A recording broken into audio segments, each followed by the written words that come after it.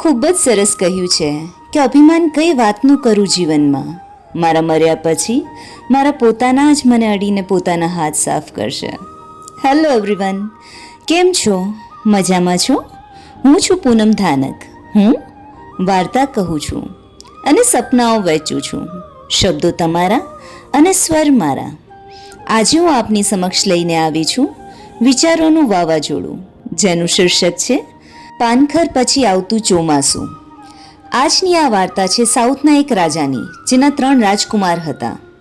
રાજા એવું ચાહતા હતા કે ત્રણેયમાં સરખી બુદ્ધિ હોય, ત્રણેયમાં એવી ક્ષમતા હોય કે સમય આવીએ જે પણ 3માંથી રાજા બને એ સાચો નિર્ણય લઈ શકે.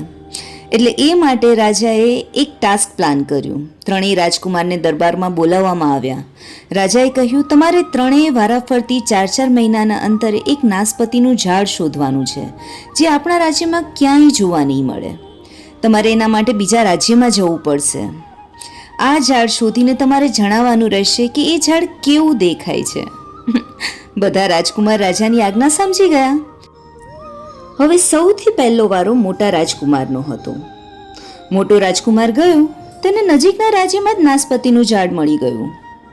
બીજા રાજ્યના લોકોને પૂછીને ઝાડની જાણકારી મેળવી રાજકુમારે પોતાના રાજ્યમાં પાછો ફર્યો.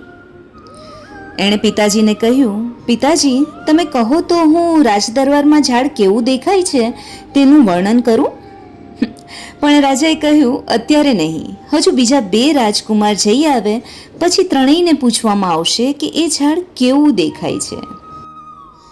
પહેલા રાજકુમારની જેમ જ બીજો અને ત્રીજો રાજકુમાર પણ ઝાડની તપાસ કરી આવ્યા. આ રીતે 4-4 મહિનાના અંતરે વર્ષ પૂરું થયું અને ત્રણેય રાજકુમાર રાજદરબારમાં હાજર થયા.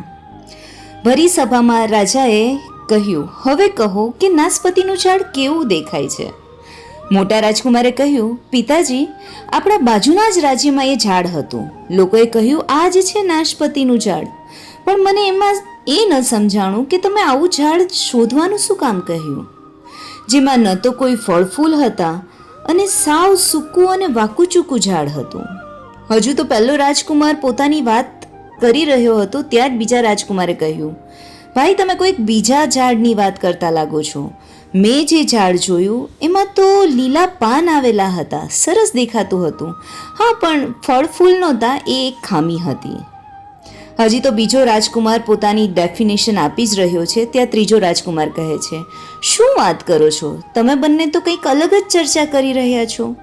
મેં જે નાસપતિનું ઝાડ જોયું છે એ તો એકદમ લીલુંછમ ઝાડ હતું અને એમાં ફળ ફૂલ તો એટલા હતા કે ફ્રૂટના વજનથી આખું ઝાડ લચી પડેલું હતું. અને ખબર છે, મેં આજુબાજુના ખેડૂતો સાથે પણ કન્ફર્મ કર્યું કે આ જ છે ને નાસપતિનું ઝાડ. અને આજુબાજુના રાજ્યોના લોકોએ પણ મને કીધું કે હા, આ જ છે. ત્રણેય નાસપતિના ઝાડ વિશેની વ્યાખ્યામાં તદ્દન અલગ હતા. ઝાડ વિશેની ચર્ચામાં 3 રાજકુમાર ઝઘડી પડ્યા. સભામાં બેસેલા નાના રાજાઓ અંદરો અંદર ચર્ચા કરવા લાગ્યા કે આ રાજા શું કરી રહ્યા છે, પોતાના જ દીકરાઓ વચ્ચે ફૂટ પડાવી રહ્યા છે. ત્યારે જ રાજા તેના સિંહાસન પરથી ઊભા થયા અને કહ્યું, તમારે ત્રણેય ઝઘડવાની જરૂર નથી.